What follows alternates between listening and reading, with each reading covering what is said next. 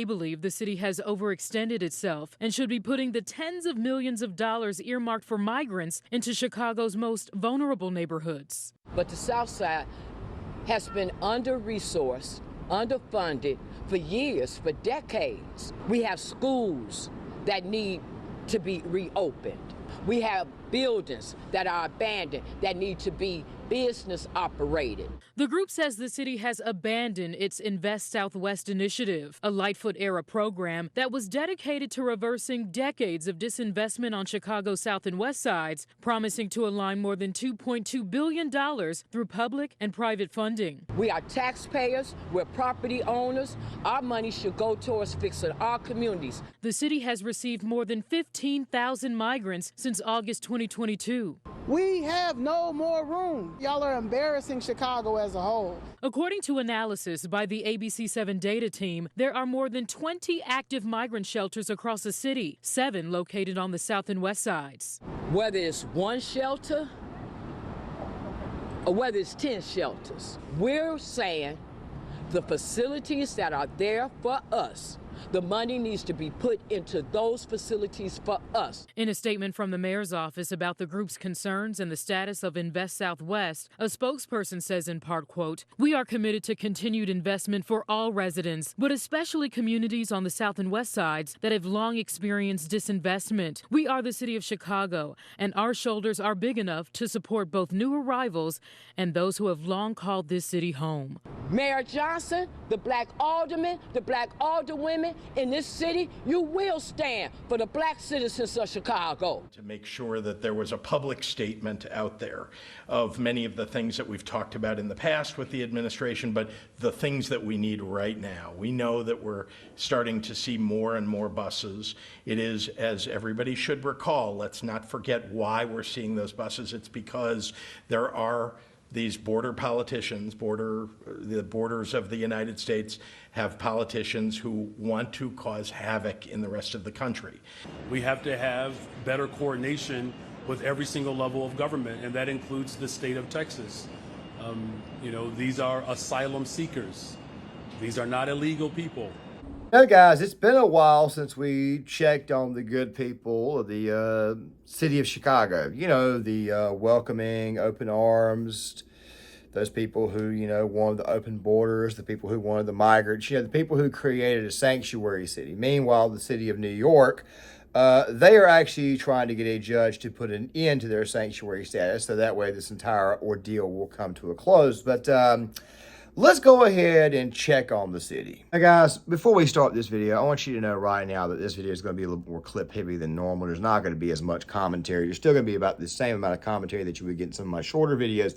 But this video right here is going to be much, much more clip heavy, and especially given the fact that we've got people, of course, blaming the state of Texas and blaming Greg Abbott, who, by the way, sent the migrants to these areas. But, of course, the president, the guy that a lot of these people voted for, he could have put a stop to this a long time ago, but obviously he's not doing that, nor is he going to do that. But before we go any further, what do you think the mayor of Chicago had to say about all of this? Let's go ahead and roll this. This is a global crisis. The policies that are impacting population shifts around the globe is affecting us all. These are asylum seekers. These are not illegal people. The moment they step ground on American soil, they are now officially protected by international law.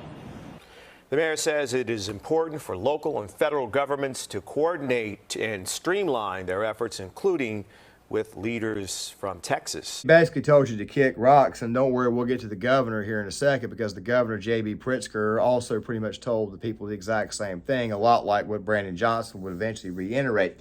Chicago is being overrun. Their neighborhoods are being absolutely destroyed. And my response to this is that these people actually voted for it. Of course, we always get the one person out there who thinks it's a smart decision to come out here and say that all of us people who say that you voted for it, you get what you vote for, are a bunch of idiots and a bunch of morons. Yet, of course, a lot of these people are people who actually virtue signal from their own city, and they say that, and yet their city is a complete total crap hole. Until the people of your city actually change their behavior, guess what? I am going to continue to say it. Until you start to vote differently, I am going to continue to say it. But here's the one thing that really gets me, is I'm about to show you guys here in a second. We got a lot of people out there who, for whatever reason, think that this is all the state of Texas's problem and it should stay in the state of Texas. I did a video the other day on New York. Speaking of that right there, the governor, or the mayor of New York City is trying to get a judge to end the shelters so that way people can stop hanging out there. But of course, it does present another problem, which I'll get to here momentarily. But all these people who love to point their finger and say at the state of Texas, this is actually their problem. And even though I don't live in Texas, but of course I can see, I can call right from wrong. And of course, you heard Mr. Bayo in the last video I did on New York City talk about, well, ground zero was obviously Texas. No. A lot of you people voted for these migrants, okay? You voted for the state of Texas. You voted for the state of New Mexico. You voted for the state of Arizona and even California, that blue area too, possibly Nevada, potentially Colorado. You voted for these areas to take these migrants in. You voted for that. You did not realize that this right here is one nation according to you people. It's only a nation of states when it actually matters to you people. Only when it actually affects you is this actually Texas's problem. No, you obviously did not care about Texas, nor the other border states, nor all the other people who are dealing with this crisis.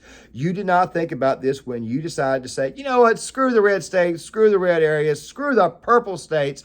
You obviously did not think about that at the time. Or maybe you did think about it at the time, and quite frankly, you didn't care. As I've always said before, if you really and truly want to red pill somebody on the left, give them what the hell they ask for. Let's get to those takes. This right here is going to be a little bit longer than normal, so make sure you guys watch it all the way through. There is a lot to discuss here. With that out of the way, let's go ahead and roll it. Migrants have arrived in the city. We have seen bus after bus drop people off this week. Now the city council is forced to figure out where to house them. CBS 2's Sabrina Franza attended an hours-long immigrant and refugee rights meeting today. Sabrina? Older people are upset. Chicagoans are angry. Volunteers who have been helping from the start are in desperate need of funding. For hours, the gallery was told to come to order as shouts erupted in the council chambers. I've got pictures, email, text messages, everything. We will follow up. A heated, hours-long meeting with the Committee on Immigrant and Refugee Rights today. Topics on the table: migrant housing, tent base camps, possible shelter and permanent housing locations, maybe even in the suburbs. The goal was to make sure everyone was on the same page, as many alders told the committee that they felt their constituents have been left out of the loop in the planning process so far. Left out of funding, volunteers up until this point. The council asking volunteer groups who have been working from the start, making migrants feel comfortable here in Chicago, to opt to run new shelters that they open in the future. They want those organizations to be paid for their work through city, state, or federal funding. Up until now, they've been doing all of that work for free. Now, with no word on new locations for possible tent base camps, city leaders pointing to the state. There are over 2,000 migrants already in the city waiting shelter placement. The city is running 21 shelters at the moment. The state is not running any. And on the federal level, the city says they've received $41 million to deal with the influx in asylum seekers, though that is not enough money, they say, to take care of everyone coming here. The situation has got to a point where we absolutely need our federal folks to be able to come in and give us resources. We cannot continue to manage this financially. We don't have the resources. We also don't have the staff. We are also learning today that a group of older people are planning to head to the border with Mayor Brandon Johnson. Details on that are expected to come in the next. The frustration over the crisis and its response was echoed by volunteers who say they have not received a dime from the city. Private citizens like ourselves have paid out of pocket for things like food, medicine, diapers, formula. And migrant health care needs are costing money. Last week, the city says there were 353 ambulance calls from police stations, shelters, and airports. UIC medical student Sarah Izquierdo helped start the Migrant Mobile Response Team. She and other volunteers provide free health care to migrants at police stations. We are seeing children who have been cut up by the barbed wire in rivers, sloppily stitched up in Texas, put on a bus by Texas, and then dropped off and deposited into Chicago. Now, guys, there's a lot of things that could go wrong as a result of all of this. The city of Chicago does not have the money. It's pretty obvious the taxpayer can't pay for anything. They're trying to get blood from a turnip, which is basically what they're trying to do is they're trying to tax those who don't make much money, because the truth be told, tax brackets is this here. When the more money you make, the more overall taxes you pay. That's the actual truth. I know you got people out there who say, well, the 1% don't pay no taxes. Dude, the 1%, the amount of taxes they pay, while it is a low tax rate, it's still more money than you'll probably ever make in 10 years of in maybe even 30 to 40 years, maybe even an entire lifetime. Some of these people pay roughly $1 or $2 million a year in taxes, yet they've got multi-billions dollars amounts of money going into their bank account because they're CEOs or owners, and they still got to pay you who works for them to go on top of this. Stop taxing the rich man. Yes, I'm still very, very much a neocon on that issue. Everything else, I'm pretty much America first, but holy crap, think about this for our time. Think about the situation right here. You got all these people coming in here. They're all over the place. We've talked with them on several occasions. Crime is probably going to go up. Tribalism is eventually going to come up. These people are not going to assimilate. And then to go on top of all of this right here, you've got a very, very bad winter coming in, which we'll talk about a little bit more here in a second. You've created an absolute nightmare situation. And how in the world did this entire situation get created? Liberal sensibilities, like it always is. And if you don't think other nations are not watching this, you'd be dead wrong. China is already looking for reasons to go against us on the United Nations to get us knocked off from being the chief superpower in the world, at least as far as when it comes to the cultural war and cultural significance. Russia's looking for an example. Can you imagine the possibility of a bunch of people being left out in the cold by the thousands because there's no actual housing facilities? These people are staying in the parks. People can't go to parks. I mean, that is the least of your worries. I mean, it's the month of October. You're going to hear me say this again in this video, but it is the month of October. It starts to get cold in Chicago right around this time of the year. And by the time you get to December, January timeframe, it turns into an absolute deep freeze. February is probably the worst month there. If you're from Chicago, let me know in the comment section. You people have created one hell of a nightmare scenario, and guess what? You did it to yourselves. Now, guys, that right there was just one little montage of many. Don't worry, I got more in here. Like I said before, it's going to be a very, very much a clipped-based video, much, much more so than normal. Let's go back to that nurse, the girl in the blue, talking about the these people are obviously in poor care. You know, they're getting cut up, all that type of stuff there. Of course, I released a video the other day showing the New York Post headline of the little boy getting caught in the barbed wire. That's what you guys voted for. All your liberal sensibilities found a way to make the entire situation a lot worse. And of course, you've got these people who are suffering. Now, really quick, I've already said this before. I used to be a little bit lenient on the topic of immigration, okay? I used to be back in the day. I felt that if you came over here, you actually obeyed the law, didn't get in trouble or whatnot, and you actually went through the process, that would be okay. But then I realized that a border wall would, in fact, be needed.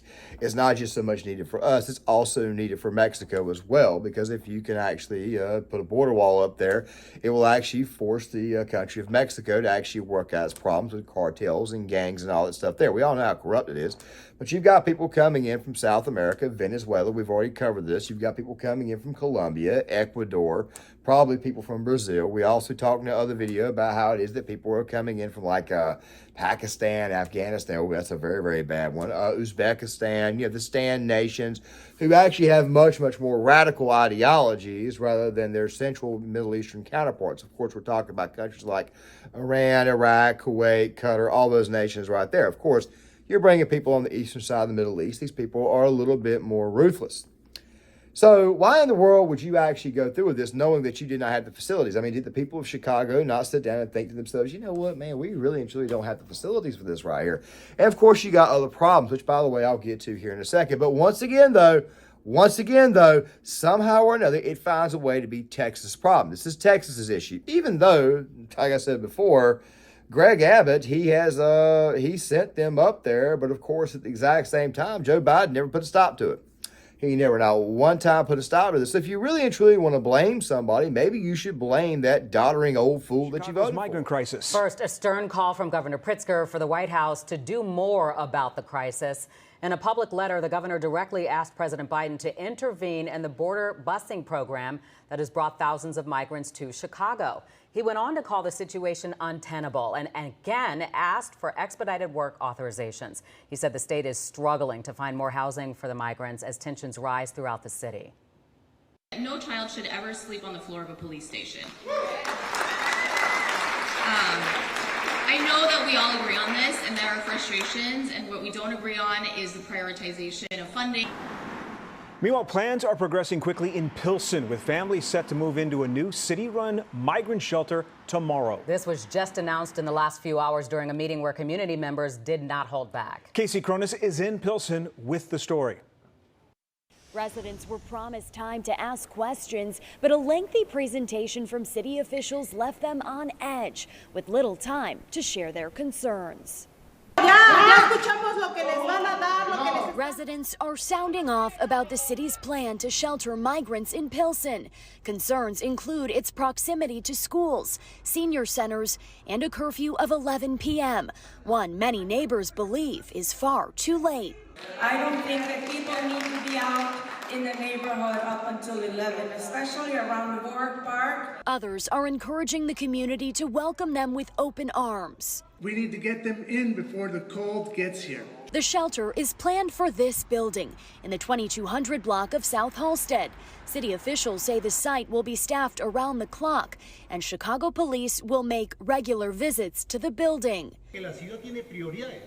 It's nice that you're going to help others, but what about the people who are already in the city? There's enough jobs for everybody here. We all fit in America. Todos somos americanos, and we want those workers' permits for all. Of the 17,000 migrants that have arrived in Chicago, more than 3,000 are still waiting on spots to open in temporary shelters, many of them living at police stations. In the last week, 42 migrant buses have arrived from the border, but city officials warn we could start seeing up to 25 buses As I said before, you obviously did not care about the border states when you chose to vote for these types of policies. You obviously did not think about the people who live in Texas, the people who live in Oklahoma, the people who live in neighboring Louisiana. I'm pretty sure they're going to get some people as well, because of course a lot of these people, they always claim the South is kind of screwed up, but then again, though, nobody from up north ever retires and stays up north. They always find a way to move down south. How convenient. And then some people, of course, they come down here and vote for the same policy. Most people don't do that.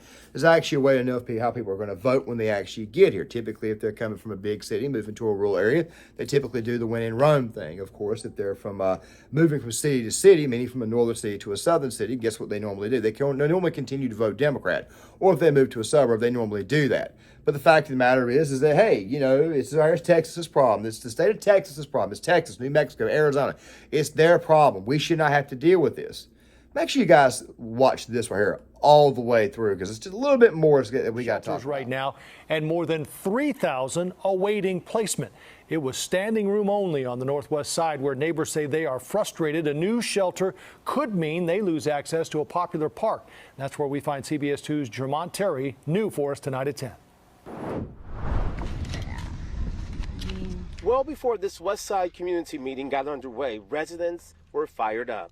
They put up signs expressing their frustration to their community field house at a Munson Park, turning into the latest immigrant shelter in Chicago. Sign in here. While inside, Galewood residents stood shoulder to shoulder as they lashed out at city leaders. We're not anti-migrants, but it shouldn't be on our backs.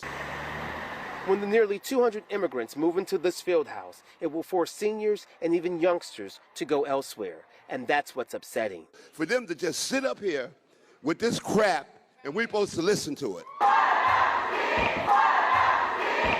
City leaders tried explaining the decision, but the crowd did not want to hear much of what they were saying. My name is Beatriz Ponce de Leon. I'm the Deputy Mayor for Immigrant, Migrant, and Refugee Rights. And if you think it was loud inside, it was just as rowdy outside, because many people were not allowed in because they reached capacity. We're not here to dismiss your feelings. Feelings and emotions ran high by the fact, once again, the community was blindsided that migrants were moving in, an ongoing theme by the Johnson administration. Our tax bills are paid into the Park District. Nobody asked us for permission. Nobody asked us how we felt about it. 29th Ward Alderman Chris Taliaferro opposes the shelter, a decision he says the city told him about days ago. These decisions need to be brought to the community. If we lose this, you know how far our kids have to go to do activities? Longtime resident Thomas Simmons is baffled the city will shut down a booming park, sending not only... So taking over your parks, finding out that you can't house people, you got to put an end to the shelters. I don't know if you guys know this or not, but it's the month of October. Something happens in the month of October that's pretty significant in the city of Chicago. And of course, Chicago is a city that has one of the Great Lakes right beside it. That's right. It's also a windy one. That means it's pretty daggone cold. But we'll come back to that one here in a second, because this entire situation could get a lot worse. And guess what? These people actually voted for it. But here's the one that really bothers me. You see this photo of this guy here, the one who was talking about don't put that on our backs, and he's like, oh, this right here. It is on your back. It is on your back. It is on you. You didn't think about that before you pulled the trigger for Joe, right? You didn't think about that at all, did you? You didn't think about your family. You didn't think about anybody else's family. These people are showing you just exactly how far their heads are up their own asses. It's pretty obvious you didn't think about that. Guess what? It is your problem. You voted for this. Why should the state of Texas suffer for the policies that you voted for? Why should they suffer? Oh, but guess what? It gets more interesting. There's a lot more here to go through. I mean, outside of paying for everything, outside of the lack of funds, now you got this very, very fat ogre governor who now all of a sudden says, you know what? We need more funds to take care of this, because the city of Chicago, of course, they're going to eventually run out of room. Wait a minute. It's Chicago. It's welcome to everybody, as you guys will see in this one. Go back to what I said before. You know, these people say it's not on our backs, and then you got idiots like that woman there saying, you know what, it's welcome for everybody. You know, please come to Chicago. You know, everybody has a place here in America. Everybody can fit in. And you know what I say? The exact same thing, as long as it's done legally. Anybody think about the fact that it's going to be pretty daggone cold this year? Did anybody think that they're calling right now at this moment in time for possibly one of the coldest winters in the U.S. history when it comes to the Midwest, and that the South is actually supposed to be pretty cold as well? I mean, did anybody think about this? Did any one of you people think about this, right? Okay, any one of you liberal voters think about the possibility that you got to pick and choose who to house? You see, this right here is becoming an issue for all kinds of other reasons. Go back to what I mentioned earlier. The city of New York, the mayor of New York, Eric Adams, he has decided to contact the judge and try to get the judge to actually put a stop to it.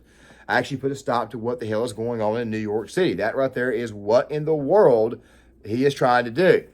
Brandon Johnson, on the other hand, the true believer, wants to bring more and more people in because he wants to be woke. This is for everybody. You got socialist food deserts, and where you'll probably just get cheap off-brand crap that somebody has already spit in. Great job right there for the policies that you voted for now that Walmart is leaving South Chicago.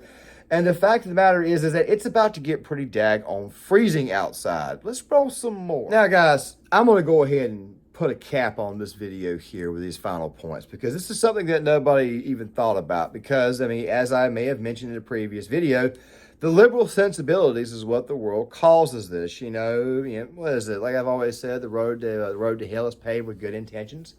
It always is bring these people in, give these people whatever they want, let them have a job.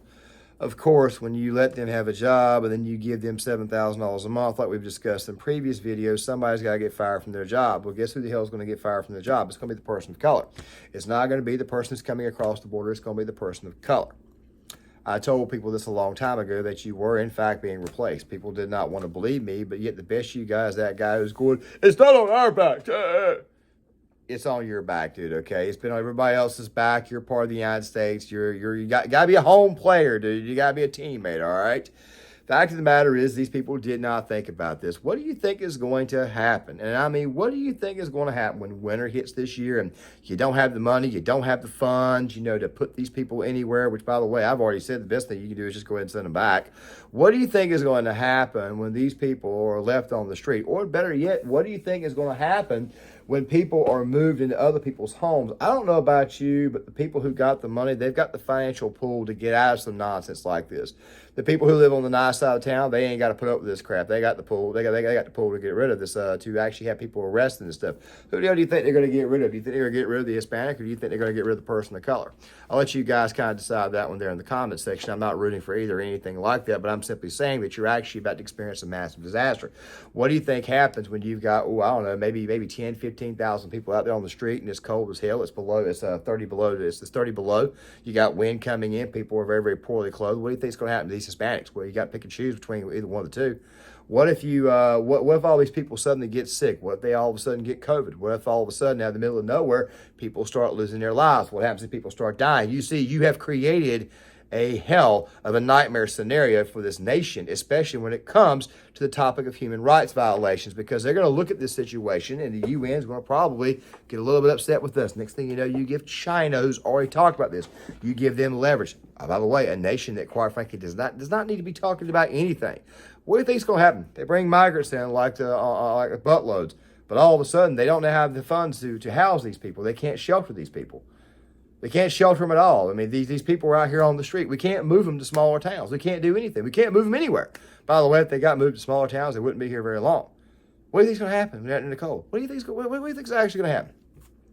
Sick. Hospitals are overrun. Sick and die. See what I'm saying, guys? Liberal sensibilities just potentially costed people not only their homes, not only the facade that they had, where they basically said that they were good Americans, when you have a guy who basically say, don't put this on us. This is basically Texas's problem, when you, in fact, voted for these policies. You've already lost the facade. You can't use it anymore. You've already lost the moral high ground. You've already lost your brains. You've already lost your souls. I mean, I know some of these people will say, we got hearts. Yeah, but you obviously don't have a brain to go along with it. If you had a brain to go along with it, you basically would have said, send them back and, of course, deport them. You'd have been screaming and hollering for Biden to do this, but you're not doing this. You're over here pointing your finger at the state of Texas. And now you got an extremely weak, liberal, sensible mayor and governor who are, quite frankly, throwing these people on top of you. And either one or two of you is going to be forced to go. Now, let me say one last thing. If one or two of these people is forced to go, which, by the way, is what's probably going to happen in the city of Chicago, and I know YouTube's probably going to want to limit this video with ads. They're probably going to want to demonetize it. Let me ask you a question. What do you think happens? What do you think happens when the crime eventually gets out of control? I mean, look, I saw a video the other day, because these videos get released all the time, of people at NFL football games getting into fistfights. I can't show them here on YouTube, but it's always somebody who is brown and somebody else who's black. I saw one of these the other day, and I said, coming to a blue city near you. Next thing you know, you're going to have street fights. Next thing you know, the cops have got to go in there, and they got to choose. Who the hell do we house?